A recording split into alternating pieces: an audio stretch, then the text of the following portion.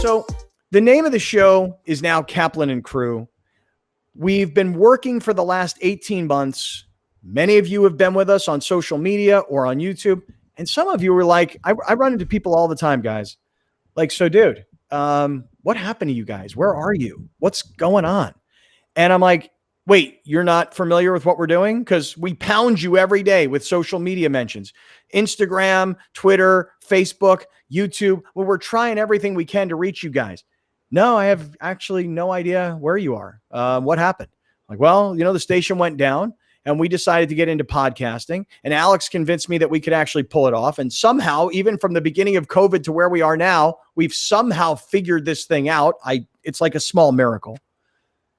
And so, yeah, but now we're coming back onto 1090. So today is day one back on the airwaves. And I guess Let me ask you a question. Go ahead. Let me ask you a question. Go ahead. September or August 2019, Scott Kaplan Media was on the brink of bringing back Mighty 1090.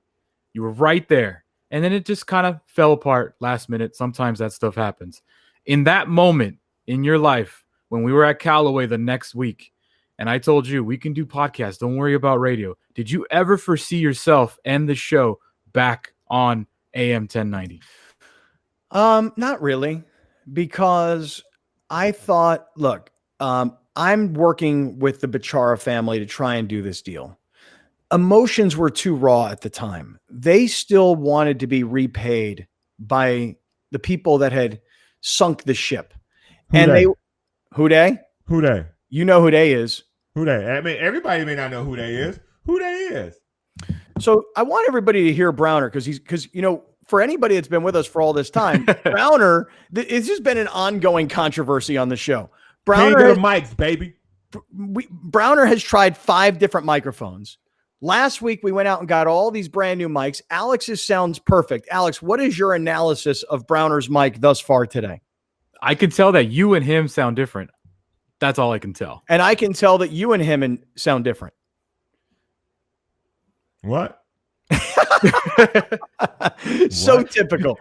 So classic. So typical. Right? Why don't I just put it on the original setting that it was? Because I talk different. Okay. So hold on. All right, hold up. Where was I, Alex? Bechara family wanted to get paid. Okay, Bechara family wanted to get paid. They were pissed off, understandably so. They've been screwed over by previous 1090 management. I went down there to try and fix this all. What the hell do I know? Like I'm walking in and thankfully I brought my attorney with me, Big Bad Bruno, and Big Bad spoke perfect Spanish. And we tried to do a deal and it just kept going on and on and on. It just didn't work. And so, by the way, did we dodge a bullet? Right? Like trying to buy 1090 back in September of 19.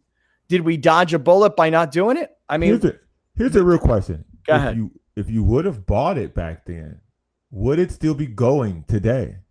Well, that's just it. COVID happened. I remember saying to you guys in March, because listen, again, for everybody that's just now catching up because they're on 1090 and they're in their car and they're like, dude, I wasn't listening if it wasn't on the radio. And I go, come on, plug your phone in. They're like, no, I'm not doing it. For everybody that's new to what's going on, we were in Miami for the Super Bowl in February. Nobody believed Corona was for real. Okay. Kobe had just died. And so everybody's focus was on Kobe Bryant. Nobody was taking COVID for real. Then March comes and we get shut down. And I remember saying to Alex and John, I go, listen, my fear is that everybody stops spending money and the economy just clots.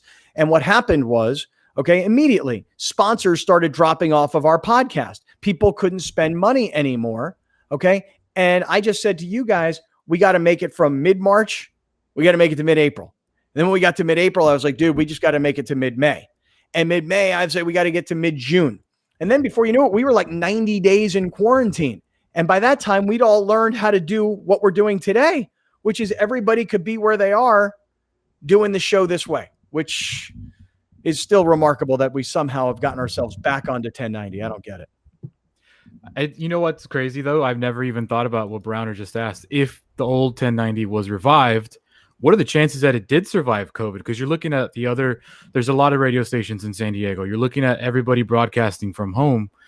And we learned on the fly because that's what we had to do. But a radio station that's not backed corporately surviving this, maybe doesn't survive. So maybe it could have been a blessing in disguise. And then you look at all the work that Bill Hagan has been doing just to put this back together.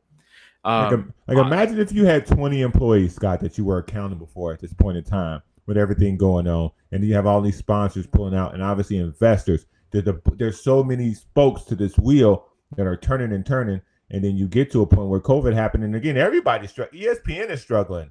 Under Fox Sports 1 is struggling. CBS Sports is struggling. Everybody's trying to find something or find another way to make things work because COVID's kind of taking the legs out of everything. So, I mean, honestly, probably not, because, they still going to want their money at the end of the month. So I would have been locked into a very bad contract. I would have been locked into a very bad deal with the Bechara family, one that probably I wouldn't have been able to survive unless I would have gotten one of those PPP loans along the way. Tanya got one. Right. I mean, if I would have gotten one of those PPP loans as as the owner of a radio station, then maybe we would have been able to survive. But I'm just telling you that when you think about, and my mind today is like racing in 100 different directions because so many people have contacted me and said, congratulations, this is such a big day. And you got to understand, we literally, for those of you that are listening on radio today, you don't understand. We've been doing this every day. 252 episodes, I believe. 200 or something like that. 252 episodes of a podcast, like 3 million plus downloads of the podcast. Say that again. 3 million. Okay. Yeah. 3. Yeah. Did you think I said billion? Tres. What's the 3 million in Spanish? 3 millones. There you go. See. Yeah. Like 3 millones. Dude, it's like millions of downloads from people that have been loyal, great friends since the earliest of days who said, hey, listen, you know what? I can actually figure out that they are not on radio, but I can go to YouTube. By the way, I kind of like watching what's going on. I like when Browner rolls his eyes. I like when Browner has a problem with Scott's dance moves, Yeah. So listen, you can come join the show and you can be with us on YouTube. You can be with us on Facebook. Right now, if you're listening on radio, you could use your phone, not if you're driving, and you could come see what's going on in the video form of the show.